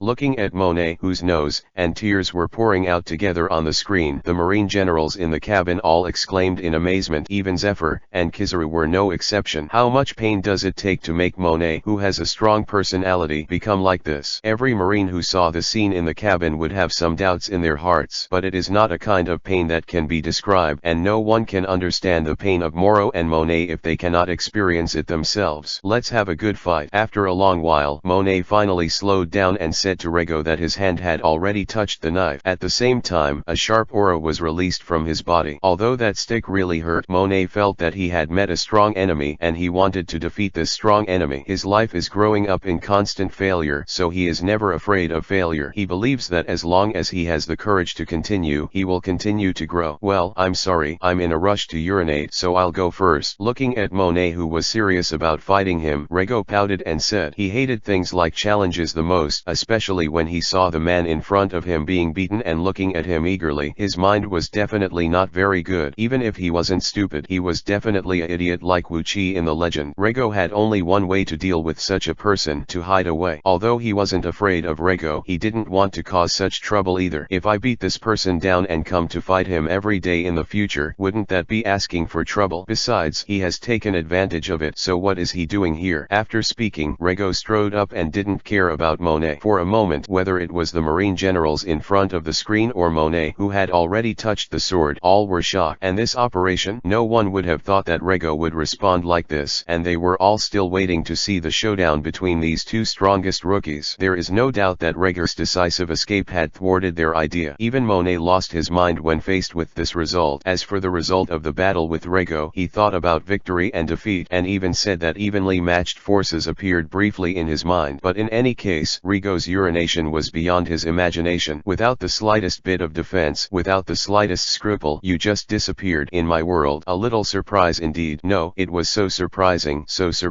that he couldn't imagine it at all. After Vivie's meal, Monet did not hesitate to continue, and chased directly in the direction of Rego's departure. He was going to tell Rego that it wasn't over. This child is really something special. Looking at Rego running away on the screen, Zephyr said. For some reason, Zephyr's tone was strange. Indeed, he's really a funny kid. Kizaru also said. For Rego, he is now more and more interested. Although Monet has been chasing hard, but unfortunately, it is impossible for him to catch up. Originally, Rego was faster than him, and this time he was stunned for a while, so naturally it was impossible to catch up. It didn't take long for Rego to completely disappear from his sight. We'll meet again later, and then I'll see where you run away. Thinking that Rego was also going towards the center of Haranat Island anyway, Monet didn't chase after him too anxiously. After all, whether he chases or not, he and Rego will meet again after waiting. However, things obviously didn't go in the direction he expected. You go and they will bring them back, Zephyr said after seeing Rego knocking out another student. Now there are only 3 students who have not been eliminated on the island of Haranat. There is no doubt that this tournament ended in just over a day. It can be said that it has created a record of the shortest holding time of the competition. Yes, several instructors responded after hearing Zephyr's words. Mr. Zephyr, what kind of tasks will you give them? Suddenly, Kizaru spoke. Every trainee who wants to enter the elite camp must complete the tasks assigned by Zephyr as a test for the elite camp. Chapter 38 Task. Another good day. On a moving passenger ship, Regoan lay down on the deck chair, looking at the blue sky, and said, it has now been 3 days since the tournament conference, and Rego is now sitting on the passenger ship from Marineford, the headquarters of Marine, to the kingdom of Tana, where he is going to complete the task assigned to him by Zephyr. That kid Monet must be pissed off. Rego couldn't help but laugh when he thought of the scene where he and Monet met in front of Zephyr after the tournament was over. At that time, he, Monet, and another Marine student who passed the tournament stood in front of Zephyr together and followed Zephyr's teaching. At that time, he felt Monet's deep resentment. A chill came from his side, and Monet was like an artificial air conditioner, constantly emitting chills. However, things still did not develop as Monet imagined, and after Zephyr assigned the task to them, Zephyr walked away. Then, he thought about a duel with Rego, and he wanted to wash away his shame. I think. Just as Monet said 2 words, Rego's stick hit him without any hesitation. Bang! It was so sudden that Monet didn't react to this attack at all, and in his impression, didn't Rego have no stick in his hand? Then, under Rego's attack, Monet passed out gorgeously. Let's have a good night's sleep. You think too much. Then Rego walked away slowly, ignoring Monet under his feet. He knew that Monet's affairs would be handled for him. Just when Rego left, the remaining student was still looking at him in surprise. It was clear that things had developed beyond the cadet's comprehension. Afterwards, Rego left the recruit camp, and Monet, who woke up, had no chance to meet him again. This mission is really interesting. Looking at the information in his hand, Rego muttered to himself. Judging from the task difficulty assigned to the 3 of them by Zephyr, Rego's task difficulty should be the most difficult. Also, the help received is minimal. animal. Could it be that Zephyr's old man is so optimistic about me? Rego thought to himself. Whether it's Monet or the students of the other recruit camp, their mission targets are pirates with a bounty of around 30 million, and they still cooperate with Marine, not alone. Clearly, Zephyr just wanted to train the two trainees. As for Rego, not only does he need to go to the Tana Kingdom by himself, but he also needs to complete the entire task without any helpers. Moreover, his mission target is a pirate group with a total bounty of about 150 million, which is 5 times that of the other two people in terms of bounty alone. In terms of difficulty, it should be far more than 5 times. After all, Rego is facing a complete pirate group without the help of others. Unlike them, just after a mission with Marine, and if it wasn't for Rego's shame to pester Zephyr, Zephyr would even want him to figure out the cost along the way. Just kidding. Not to mention that he was assigned such a dangerous task, and he didn't even want to pay for the travel expenses. Is Rego the one who suffers? Well, he really ate this loss. Who made him want to study Marine Rokushiki and Haki here at Marine? People have to bow their heads when they are under the eaves. In the end, Zephyr gave Rego 1,000,000 Baileys to pay for his journey. With Bailey's purchasing power, it is estimated that he can only cover the expenses of Rego's business trip, and there is not much money left. Could it be that Zephyr's old man sees that I am a gifted young master? Do you want to train me well? Rego thought secretly in his heart, but he still didn't care much about this mission. It was just a pirate group worth 150 million Bailey. As long as he was a little careful, he would not overturn the car. But this pirate group is really too bold. It's just an ordinary pirate group, and they actually invaded a kingdom. After burning, killing, and looting in a kingdom, they can get out. It can be seen from the data that this kingdom should also be a bit of a doorway, otherwise the world government would not be able to order Marine to deal with this matter. After all, in this world there are countries that are looted by pirates every day, and it is impossible for the world government to deal with all these countries that have problems. Storm pirates? What a random name. Looking at the name of the pirate group in the data, Rego began to complain. When he left, Zephyr had someone send him a copy of the entire Storm Pirates, which was the only support for his mission. The rest of that support is that million Bailey. Come on, let me see what kind of characters this pirate group has. Later, Rego will find the information of this pirate group member in this information. Paramecia Devil Fruit Tortoise Shell Fruit Ability, Zoan Devil Fruit Mammoth Fruit Ability. There are 2 Devil Fruit Ability people. It is a bit interesting. Looking at the information in his hand casually, Rego casually commented, this pirate group really has no important people, and he has no interest in it. And at this moment, Marineford, Zephyr, and Sengoku are sitting together. Zephyr, can that Rego really complete the mission? You must know that although the strength of that pirate group is not that strong, it is not something that Rego, a recruit who has just joined Marine, can accomplish. Out of his trust in Zephyr, Sengoku entrusted this task to Rego, but he still had some disapproval of Rego's strength. Although Garp's evaluation of Rego was the strength of the Marine headquarters, but even the Marine headquarters colonels may not have the strength to complete this task. What's more, Rego is only one person. Generally speaking, Sengoku will give this kind of character to Rear Admiral of Marine headquarters, and let Rear Admiral take his warship to complete it. Even if you are so optimistic about this Rego, he still needs time to grow, so you can't help him grow. Looking at his old buddy, Sengoku spoke again. He clearly knows that no matter how much potential Marine has, it needs time to grow. In his opinion, Zephyr's task is a bit too strong. If Rego had an accident, Marine would lose an extremely good seedling, and he had to be cautious. Don't worry, I trust him. Zephyr opened his mouth. Chapter 39 Nicole Robin _ In fact, Zephyr has been thinking about whether this task can be given to Rego for a while, but whenever he thinks of Rego's performance at the Marine Recruit Camp tournament, he becomes full of confidence. He believed that Rego, who was so relaxed and shameless in the recruit battalion's competition, could ensure his own safety even if he couldn't complete the task. Okay. After hearing Zephyr's words, Sengoku knew that Zephyr had made up his mind, and he also trusted Zephyr's judgment. After all, no one in Marine can compare to Zephyr when it comes to teaching students. Day 3 after Rego got on board. Naturally, Rego would not know what happened in Marineford, the headquarters of Marine, and now he is facing another problem. Rego, who was lying comfortably on the deck chair, was enjoying the sea breeze when someone stepped up. Little brother, how dare we embarrass you, but there is really no other way. The director of the passenger ship Rego was unfound Rego and said his request in a tactful tone. Because of Rego's huge food intake, the food reserves on the passenger ship are already somewhat insufficient, and now it takes 3 days to reach the destination. If Rego continued to eat at the level of the previous 2 days, the ship might all arrive at the Tana Kingdom hungry, which was unacceptable to the director of the passenger ship. If this kind of thing really happened, let alone continue to be his supervisor, he might not even even be able to save his life. After all, there are dignitaries on the ship now, and it is impossible for him to starve these people. It is also unlikely that his boss would be willing to offend those guests for his dispensable person. He is not that important. Once something big happens, he is most likely to become a scapegoat, and he is very clear in his heart. What the hell? My ticket includes food. Rego replied that he is still very clear about the meaning of the director, and what he is saying now is just to continue to strive for some interests. After all, he paid a lot of money to buy a special ticket, and the food should be unlimited. Even if he can eat 200 servings of food, it cannot be used as a reason for the supervisor to let him go on a diet. These are all our compensations to you. I hope you will be satisfied. As for the potential meaning of Rego's words, the supervisor still understood very well, and he handed over a stack of Baileys that had already been prepared. After all, such a solution is the best now. Well, I'll restrain myself. In the face of Bailey, who was handed over by the supervisor, Rego did not pretend to refuse, and accepted it directly. The supervisor then thanked him and left. Not bad. Counting Bailey in his hands, Rego said the original price of the ticket was 300,000 Baileys, but the money handed over by the supervisor was 3 million Baileys, which was 10 times what Rego spent. Looks like he's ready, Rego said silently in his heart. It seems that the supervisor is very experienced when dealing with these things. Without further thought, Rego went back to his room and fell asleep. 3 days later, the ship reached its destination. Now that they're all here, let's just find a pub for a drink or two. Looking at the town not far away, Rego thought to himself. For the task, Rego is not too anxious. After all, the pirates are there, and it is impossible to disappear for no reason. The combination of work and rest is the truth of life. It has to be said that in the world of One Piece/King of Pirates, the tavern is a magical existence. Basically in every small town, there will be pubs. Even in very small towns, there will be no shortage of taverns. Taking out a few Baileys at random, Rego found someone on the pier as a tour guide, and soon he arrived at the tavern in the town. After ordering a local specialty wine from the waiter, Rego found a place to sit down. Although he is not a lively person, he still likes to join in the fun. It is also a lot of fun to feel the turbulent atmosphere in the tavern. Come on, take it off. There is a small stage in front of the tavern, and there is a dancer dancing on it. Meoman's body shakes and looks very tempting. Under the stage, there was a group of rude men shouting some unsightly words, but the dancer on the stage turned a deaf ear, or heard too much for her to react. Therefore, she was dancing without any change in her face after hearing those words, and her dancing posture was still so tempting. Naturally, Rego had no interest in these things, and then his eyes turned to the next place. It's actually her. Suddenly, there was a woman in Rego's eyes who was very familiar to him. This woman is also a very important clue in One Piece/King of Pirates. The only person who can read the text of history after O'Hara was destroyed. Nico Robin, the Devil's son, was offered a bounty of 70 million Bailey by Marine. What a coincidence. Looking at Nico Robin on a table not far away, Rego muttered to himself. Familiar with One Piece/King of Pirates, he naturally knows Robin's experience. It can be said that among the Straw Hat Pirates, no one is more miserable than Robin. When Robin was just 2 years old, her mother went to sea and left her to be raised by someone else, and because of eating devil fruits, she was excluded from her peers and did not have a single friend. But even so, at the age of 8 she passed her doctorate and became an archaeologist. Then because of the historical text, the entire O'Hara was destroyed by Buster Call, and only Robin survived. One of her only friends, Saul, also dies trying to cover Robin. Since then, Robin has wandered in various places by himself, avoiding Marine's wanted and looking for clues about historical texts. Would you like to go up and get acquainted? Rego thought to himself. For Robin, Rego is still very fond of him. At this time, Robin seemed to have some small problems. I didn't expect to let me meet you here, little girl. After seeing Robin, a strong man seemed to have found something, and then he started hands with Robin. You must know that Robin, whose bounty is 70 million Baileys, is a big fat sheep for some pirate hunters. 70 million Bailey can't be said to be a small number, especially Nicole. Robin is still a little girl with average strength. For most pirate hunters, being able to meet Robin is really a pie from the sky. Bang! A dull voice sounded in the tavern, and the sturdy man fell in response. Chapter 40. The more you smile, the happier you will be. What happened? For a while, the entire tavern was quiet, and everyone turned their attention to Rego. They want to know, what the hell did this kid just do? Only after they turned their eyes to Rego, they could only see a strong man at Rego's feet. How could he beat such a strong man? Looking at Rego's record, someone laughed. He didn't pay much attention to Rego, who could defeat a grown man. After all, that's just a grown man, nothing more, and if it was him, he could easily do it. Judging from Rego's modest body, he didn't think Rego had anything worthy of his attention. That's Black 7. Suddenly, someone someone spoke with a hint of doubt in their voice. The man who was knocked to the ground by Rego seemed to be recognized by him. However, he wasn't quite sure either. That's right, Black 7, the well-known bounty hunter who has a great reputation near Tana Kingdom. Someone responded. For a while, there was an uproar in the pub. Black 7 is a bounty hunter active near the Kingdom of Tana. It is also very famous in the Tana Kingdom and has captured many pirates with high bounties. And he is very cruel. There is a gossip that Black 7 once slaughtered a small village in the Tana Kingdom for some money. According to the information in some taverns, he is a powerful but cruel, greedy, and lustful person. But now, he was actually knocked to the ground by a child without the slightest resistance. What a strong kid. After realizing this, most people took their eyes away from Rego, and the man who made fun of Rego just now had already lowered his head secretly. The only thing he was thinking about now was hoping Rego wouldn't notice him. After all, he is not someone he can provoke, not to mention Rego, who can defeat Black 7. If Rego gets angry, he may even pay with his life. In this era, a strong man like Rego deserves to be respected, no matter how old he is. As for fighting in a tavern, it is a very common thing, and no one will care about it. Just like the Black 7 who did it to Robin just now. If he succeeded in catching Robin, no one would say anything more, except for some villagers in simple villages and some young people full of dreams. Almost no one is willing to harm their own interests for the interests of others. Especially in this tavern, most people take advantage of the word. When they have enough interests, they can happily put their own life and death aside. However, the premise is that there is sufficient interest. This is the world of One Piece / King of Pirates. For those who teased him, Leiji naturally wouldn't take it to heart. You're alright. Then, Rego turned his attention to Robin. Robin is now staring at Rego, not knowing what he is thinking. The current Robin is completely different from the Robin that appeared in the anime. After all, in the anime, when Robin appeared, she was already 28 years old, and now Robin and Rego are the same age, only 13 years old. Although the wandering life in these years has changed her a lot, she has also experienced a lot, but it's clear that it's still a long way from the maturity and strength she was when she was 28.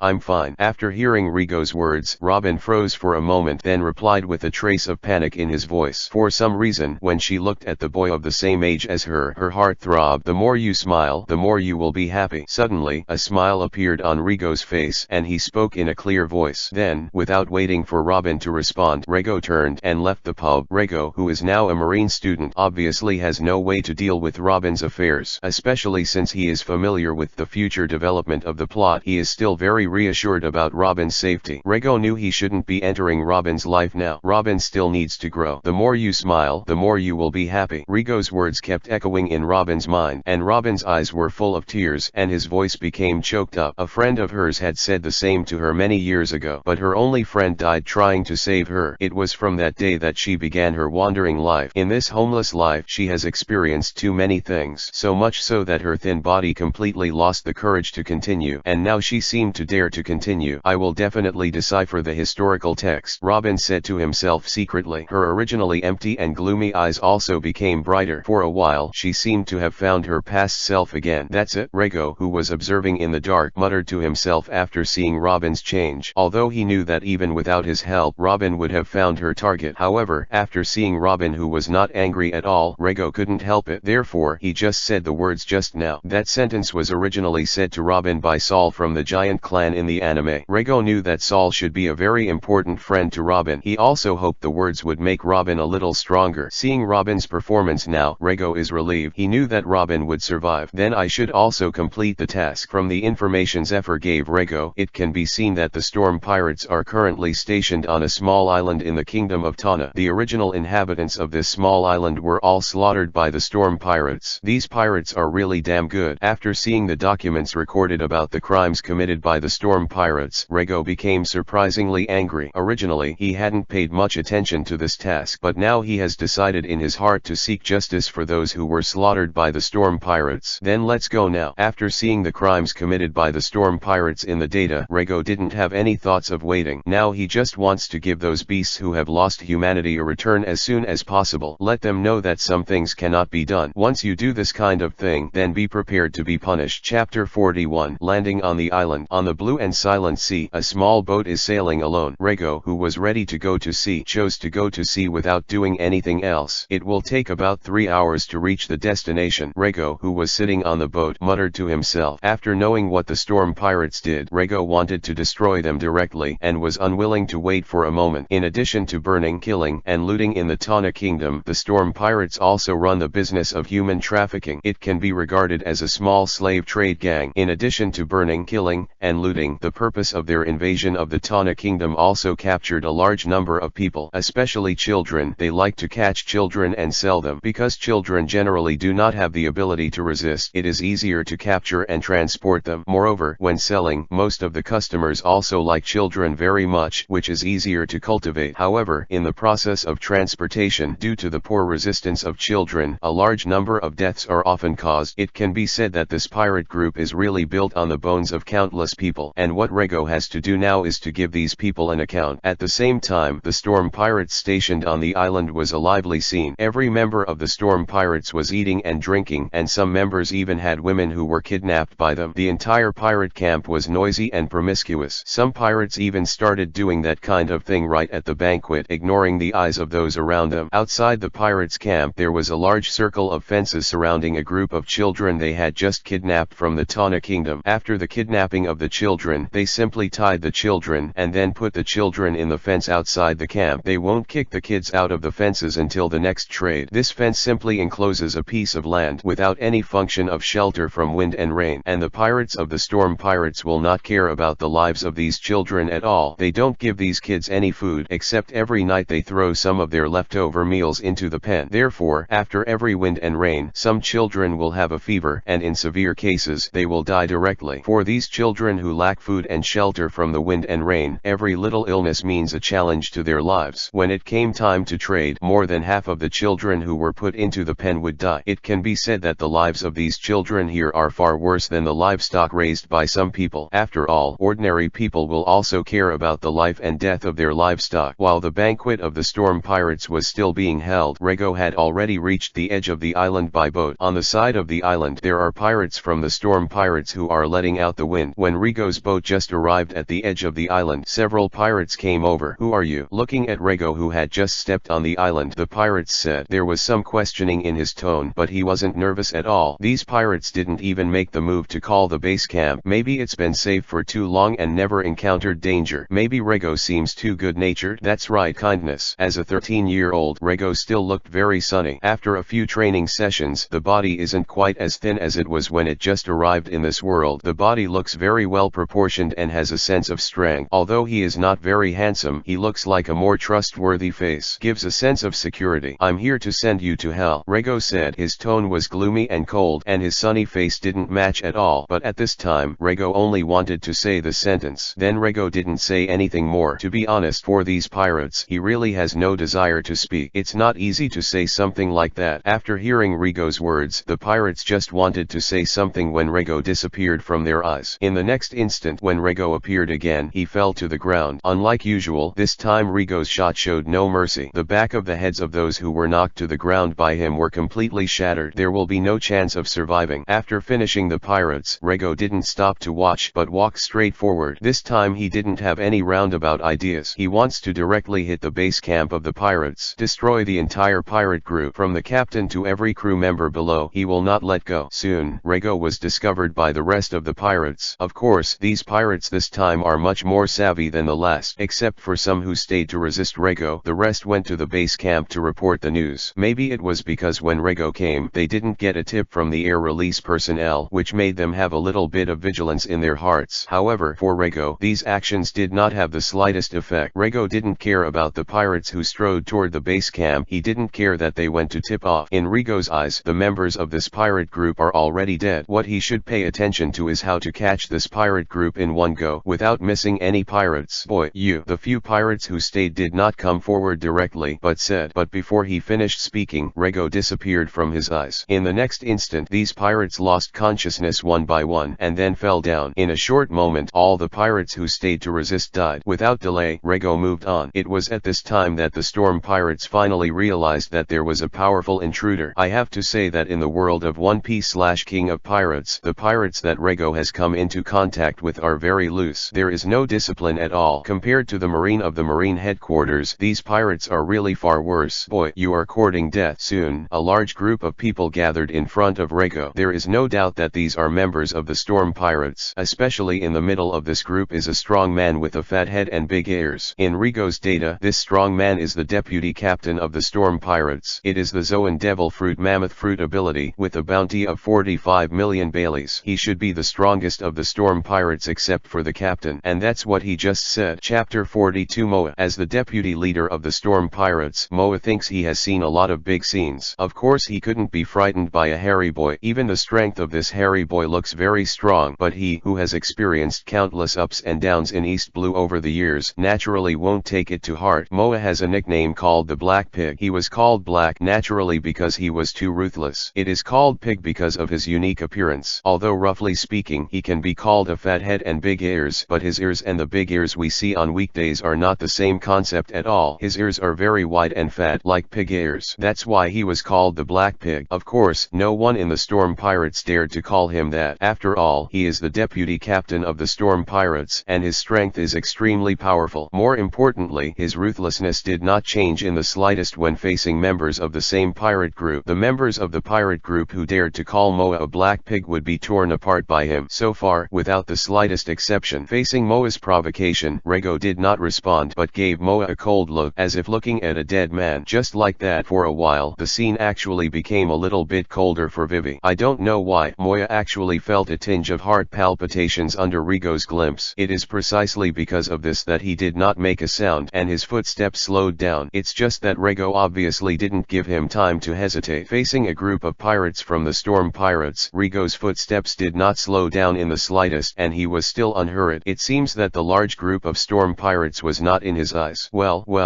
what a arrogant kid. Moa's voice was no longer as rough as just now, but full of gloom. No doubt Moa was irritated by Rego's attitude. For Moa, no one dared to despise him so much. Even the big pirates who are stronger than him. Few people have insulted him like this in front of him. What's more, a child who jumped out of nowhere and knows no bounds. This breath Moa couldn't swallow. Suddenly, Moa's body began to change. This is a sign of his full power to activate the devil fruit. After the whole person knelt down, Moa gradually turned into a giant elephant. Two long tusks grew from his nose, looking like an elephant. That's the power of Zoan's mammoth fruit, Rego muttered secretly in his heart. Although it seems that the appearance after transformation is very difficult to provoke, but Rego did not take it to heart at all. It's just an ordinary Zoan devil fruit, and it's not worth Rego to be afraid of. It is even said that among the three kinds of devil fruits, Zoan devil fruit is the most common devil fruit. Not to mention the incomparably powerful Logia, it is also inferior to the strange Paramecia. Moreover, Moa's bounty was only 45 million Baileys, which was far from enough to make Rego fear. Suffer to death, arrogant boy. After suddenly transforming, he rushed towards Rego. For a moment the dust flew up and the earth trembled. Moa seems to be carrying the overwhelming momentum, and has the courage to be unreasonable. This is our co-captain, and that's horrible too. Some of the pirates have just joined the Storm Pirates and have not seen Moa take action. After seeing Moa's shot, he was immediately intimidated by Moa's strength. For a while, his face turned pale. There is no doubt that Moa's strength is too strong for ordinary pirates like them. Strong, they do not have any desire to resist, nor dare they have any desire to resist. At this time, Rego was still in a light-hearted manner, and the powerful strength displayed by Moa did not seem to have any impact on him. Standing firmly in place, Rego waited for the arrival of Moa's attack. Stop. At the moment when Rego just made contact with Moa, Rego grabbed an ivory in each of his hands and shouted loudly. At the same time, a powerful force poured out from Rego's body. In this way, Moa's impact was forcibly blocked by Rego, and he couldn't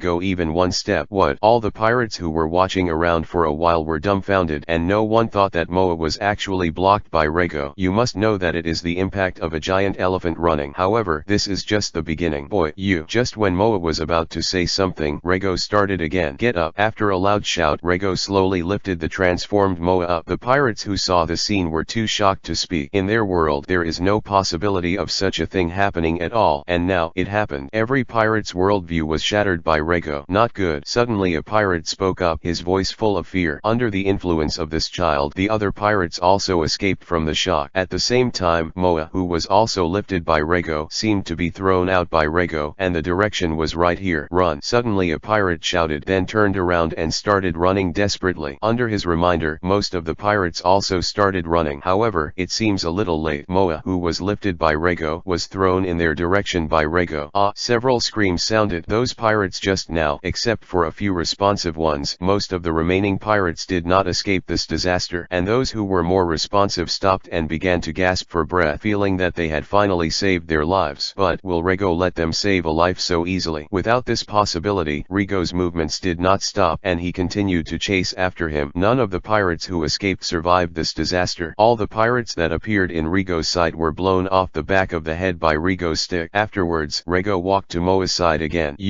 Moa struggled on the ground trying to say something, but Rego didn't pay any attention, just looked at Moa quietly and then hit him with a stick. It was at this time that a person appeared in Rego's eyes. Budlin, Paramecia Devil Fruit, Tortoise Shell Fruit Ability, the leader of the Storm Pirates. Bounty 75 million Bailey. This is a thin, gloomy man. At the same time, he has dark red hair that looks like blood. Chapter 43 Storm Pirates Destroyed. Captain, our brothers have died a lot. Even the vice captain, a member of the Storm Pirates, walked up to Bodlin and said. Budlan didn't respond but looked straight at Rego with a gleam in his eyes. He clearly knew that the young man in front of him was not an ordinary person. After all, even his co-captain Moa died at the hands of this young man. You must know that although Moa's strength is a little weaker than him, it is not an easy thing for him to defeat Moa. Not to mention killing Moa. It was impossible. But the young man in front of him did it. He knew that the battle that followed was really a matter of life and death for him. It can be seen from the cold eyes of the young man that if he fails, there must be no possibility of surviving. Come on. While speaking, Bodlin put his hand on the hilt of the sword. Although he is the Paramecia Devil Fruit, the Tortoise Shell Fruit ability, but his swordsmanship is also extremely good, and it is close to the point of severing steel. But at this moment, when facing Rego, he decisively chose to use all his strength to fight. As a big pirate of East Blue, Bodlin has faced many life and death crises, but in the end, he survived. He believes this time should be no exception, and Rego, who was opposite him, still didn't move, just stood there quietly and looked at him indifferently. It seemed that the breath of the entire sky had become stagnant. There was a faint feeling of being out of breath. 3 seconds, 5 seconds, 10 seconds. In the end, Bodlin took the initiative. Buletin Delin, who has experienced many battles, clearly knows that after he chose to take the lead, his momentum dropped by a section, but it was his own choice. He knew that if he didn't do it again, the fight wouldn't even have to go on. Holding the scabbard in one hand and the hilt in the other, Bodlin rushed towards Rego, drawing the knife. At the moment when the two met, Buletin Delin used a sword skill that had not been seen in front of people for many years. After all, no one has really pushed him to this point over the years. Bang! The sword drawing technique that pays attention to one-shot fatality has not achieved the expected results. A pitch-black stick appeared directly in front of Budlan's knife, as if he had been waiting for a long time. A big difference between Budlan and other swordsmen is that he is a devil fruit user, and his defense is considered to be the most powerful among swordsmen. He had reason to believe that although his strike was blocked by Rego, he would still have a second strike and a third strike until Rego couldn't stop it. Is it just that things will develop as he imagined? Obviously, he still thinks a bit more. After most of his shots were blocked by the black stick, the stick disappeared strangely. Then a sharp pain came, and his eyes were a little dark.